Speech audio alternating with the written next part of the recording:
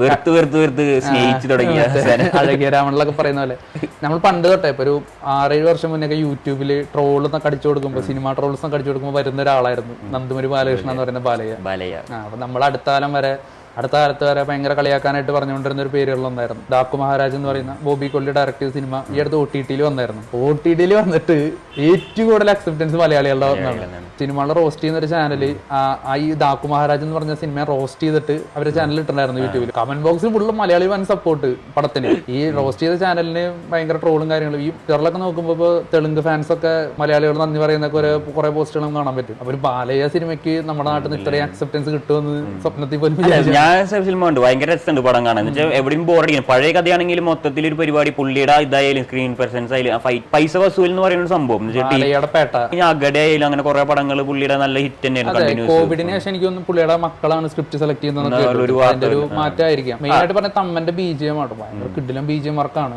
BGM work വെച്ചിട്ട് scene അങ്ങനെ elevate ചെയ്തിട്ട് ഇങ്ങനെ മുകളിൽ ഇങ്ങനെ എത്തിക്കുകയാണ്.